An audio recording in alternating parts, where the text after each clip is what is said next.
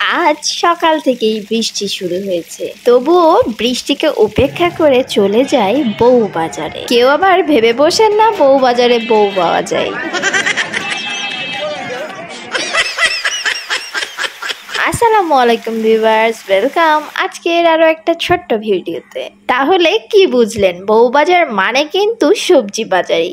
এখন তো দেখতে পেয়ে গেলাম কচুর শাক, যেটা আমার হাজবেন্ড প্রচুর পছন্দ করে। এই শাকটা একমাত্র শাক যেটা কিনতে গেলে দ্বিধাদ্বন্দ্বে পড়ে যেতে হয়, তাই এই শাকটা কেনা না, এই শাকটা একটা ফ্রেশ জায়গা থেকে উঠিয়ে নিয়ে আসা, যেটা খালামণি নিয়ে এসছে। খালামণি তো এখন বসে বসে তার বোনের রান্না দেখছে এবং রান্না শিখছেও। আম্মু আর খালামণির যে সম্পর্কটা দেখলে খুব হিংসে হয় মাঝে মধ্যে, যে ইস আমারও যদি একটা বোন থাকতো। সত্যি একটা বোনের সাথে কিন্তু সবকিছু শেয়ার করা যায়। যাই হোক, দুই বোনের ভালোবাসা চিরজীবন অটুট থাকুক, এই দোয়াই করি। আজ পাঙ্গাস মাছ রান্না হবে। এটা কি রুই মাছ? আব্বুর জন্য রুই মাছ। এটা দিতে হয় নাকি অপশনাল? না, যে যেমন ভাবে আমার শাশুড়ি যেভাবে রান্না শিখেছে আমি এভাবে রান্না করি। হ্যাঁ, কেউ তো খেয়ে খারাপ বলে না। আমার ছোট বোন তো একবারে আমার হাতের রান্না খাওয়া বলতে পাগল। হ্যাঁ, আমার ছোট ছোট ভাগ্নিগুলো আছে, তারাও পছন্দ করে। আমার আর একটা ভাগ্নি আছে, সে হলো বিরিয়ানি পছন্দ করে। তো মেলা দিন হলো বিরিয়ানি খাওয়া হয়নি।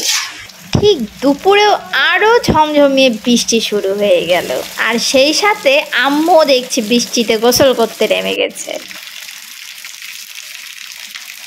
এই যে অক্টোবর মাস, বৃষ্টি শুরু হয়েছে, আর এই বৃষ্টিতেই হুট করে ঠান্ডা পড়ে যাবে। যাই হোক, এখন দুপুরের খেতে বসার পালা। সচরাচর তো ইঁদুর সবার বাসাতেই হয়, আর আমরা যেটা করি ইঁদুরকে মারার জন্য বিষটাই দিই। তাছাড়া অন্য অন্য পদ্ধতি আছে যেটা অ্যাপ্লাই করি, আবার করিও না। আমি বললাম না যে আমি বিষ কিনেছি, সবাই কিনতে যায় বিষ কিনেছি।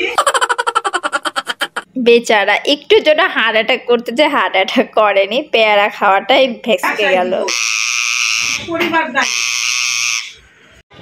এ কেমন জায়গাতে বারবার আম্মুকে সঙ্গে করে নিয়ে আসতে হয়।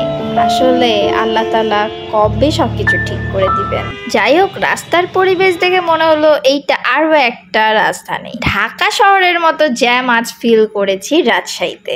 আম্মুর অসুস্থতার কারণেই এই জায়গাটাতে আসা। আমার আম্মুর জন্য আপনারা দোয়া করবেন, এবং আমি দোয়া করি আমার মা সহ পৃথিবীর সকল মাকে আল্লাহ তাআলা সুস্থতা দান করুক। আমিন। আল্লাহ হাফেজ।